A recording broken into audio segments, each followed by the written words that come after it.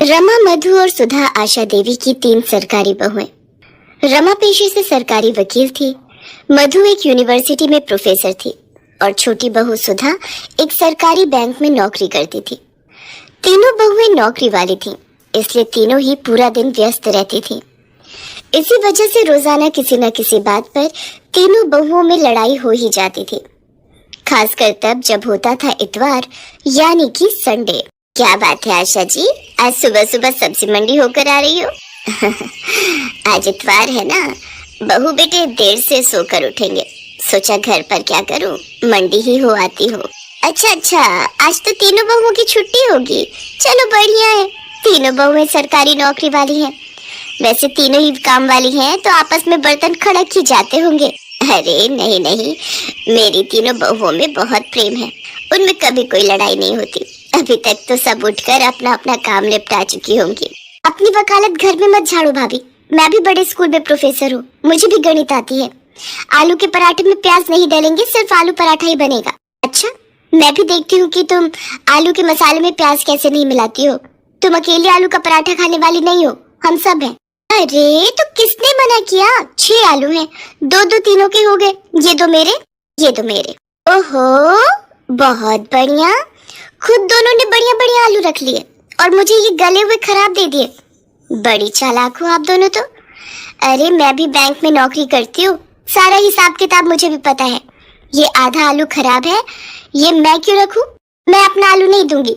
मैं भी क्यों दूं? इतनी मुश्किल से संडे आता है, आलू पराठे खाने का ये मौका मैं क्यों छोड़ दूं? आलू तो मैं लेकर ही रहूंगी, देखती हूँ कौन मुझे रोकता है। हे भगवान, मैं मोहल्ले में कहती फिरती हूँ मेरी तीनों बहुएं गऊ हैं, मुंह में जबान नहीं है, तीनों में प्रेम है, पर यहाँ तो एक आलू के लिए महाभारत छिड़ी हुई है। इतनी बड़ी सरकारी नौकरी करने वाली हो तुम, पर लड़ाई बिल्कुल बच्चों की तरह लड़ती हो। थैले में आलू रखे हैं, उबाल लो जितनी मर्जी। पता नहीं मेरे इस दुनिया से जाने के बाद। आशा के इतना कहते ही तीनों बहुएं उसके मुंह पर हाथ रख देती हैं। माँ जी, आज कह दिया, आगे से ना कहना। सॉरी माँ जी, आप ऐसी बातें मत करो, आपके बिना हम तीनों अधूरी हैं माँ जी, आगे से ऐसी बातें मुंह से मत निकालना। फिर क्यों लड़ती हो तुम तीनों? देखो, जिस घर में प्यार होता है वहाँ भगवान का वास होता है, इसलिए आपस में प्रेम से रहा करो। आशा देवी अपनी तीनों बहुओं को ऐसे ही प्रेम भरी सीख देती रहती थी। उसके बाद तीनों बहुएं मिलकर एक साथ नाश्ता बनाती हैं। रोजाना की तरह वही खट्टी मीठी नोकझोंक के बीच आशा देवी की बदौलत तीनों बहुओं में आपसी प्यार बना हुआ था। आशा देवी की ननद मनोरमा कुछ दिनों के लिए रहने आ जाती है। मनोरमा स्वभाव से चुगलखोर और झगड़ालू है, पर क्या करे, है तो आशा देवी की ननद ही ना। आशा भाभी कहाँ हो? मैं तो कब की बाल धोकर बैठी हूँ, तुम्हारी बहुएं कहाँ हैं? मुझे चाय नाश्ता कौन सी बहू देगी? जी रुको, मैं तुम्हारे लिए पोहा और चाय बनाकर ला रही हूँ। बुआ जी पाए लागू, मैं चलती हूँ, आपको शाम को मिलूंगी। मैं भी चलती हूँ बुआ जी, प्रणाम।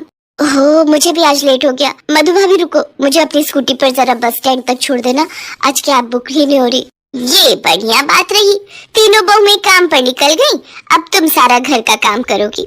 तो क्या हुआ जीजी, सफाई बर्तन वाली लगी हुई है, घर का काम करने में हर्ष थोड़ी है। तुम तो ऐसे ही चिंता करती हो। ये लो पोहा और चाय लो, बाकी सब चिंता छोड़ दो। मनोरमा की बुरी आदत चुगली करने की बाज कहाँ आने वाली थी। जब आशा ने उसकी बात को अनदेखा कर दिया तो वो तीनों बहुओं को भड़काने लगी। अरे रमा बहू, क्या कर रही हो? अंदर आ जाऊं? हाँ बुआ जी, ये भी कोई पूछने की बात है? आपका अपना घर है, कहीं भी आओ जाओ। अच्छा, अलमारी में कपड़े लगा रही हो? सचमुच कितना थक जाती हो। नहीं, ऐसी कोई बात नहीं है बुआ जी, वो कल मधु ने मशीन लगाई थी तो कपड़े धोकर रख दिए थे, वही तय लगा रही हूँ। अच्छा, तभी मधु का मुंह बना हुआ था, बोल रही थी सारा दिन अकेले काम में लगी रहती हूँ। वो प्रोफेसर है ना तो जल्दी घर आ जाती है, इसलिए वो ज्यादा काम करती है। अच्छा, ऐसा कहा? पर ऐसी तो कोई बात नहीं है, मैं और सुधा हम दोनों भी तो इतना काम कर लेती हैं। मधु फालतू की बातें कर रही है। रमा को भड़काने के बाद मनोरमा ने मधु और सुधा को भी झूठ मूठ की पट्टी पढ़ा दी। क्या? रमा भाभी और सुधा ने ऐसा कहा? उनसे ज्यादा घर खर्च में पैसे मैं लगाती हूँ। उन दोनों की इतनी हिम्मत ये कहने की कि वो मेरे से ज्यादा घर खर्च करती हैं।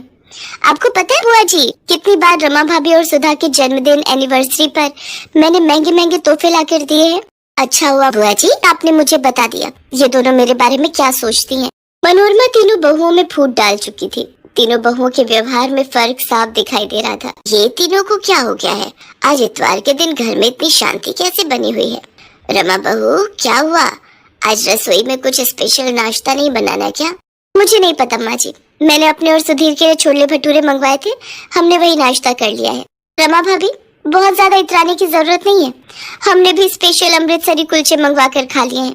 हमारा भी आज संडे है, सुनील और मैं मूवी देखने भी जा रहे हैं।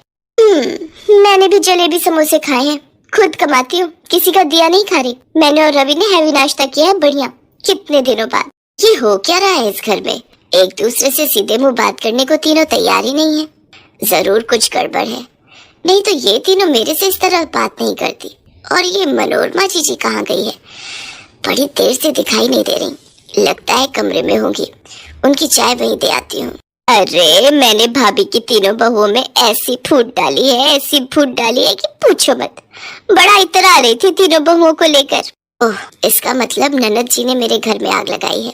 इनका पर्दाफाश मैं ही करूंगी। मनोरमा की आदत थी फोन पर हर बात अपनी बेटी को बताने की।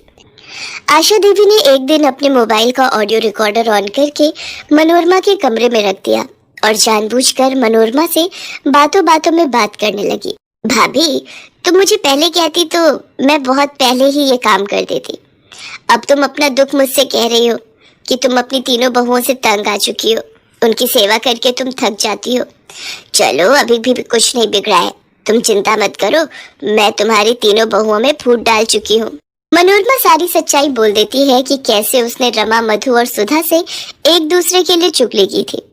आशा तो यही चाहती थी कि सच्चाई सामने आए और वो मौका देखकर अपनी तीनों बहुओं के सामने अपनी ननद मनोरमा की सच्चाई सुना देती है, जिसे सुनकर तीनों बहुओं की आंखों में आंसू आ जाते हैं और वो एक दूसरे की तरफ देखने लगती हैं। मनोरमा शर्म से लज्जित हो जाती है और वापस अपने घर चली जाती है। मुझे अपनी तीनों बहुओं पर नाज है, तुमने किसी के भड़काने पर अपने ही घर में फूट डाल दी। मैं तो दुनिया से कहती हूँ मेरी तीनों बहुएं बहुत समझदार हैं, उनमें आपस में एकता है। कभी भी किसी के भड़काने में मत आना, नहीं तो घर को टूटते देर नहीं लगती। हमें माफ कर दीजिए माँ जी, आज के बाद हम ये गलती दोबारा कभी नहीं करेंगे। तीनों बहुओं में फिर से एकता हो जाती है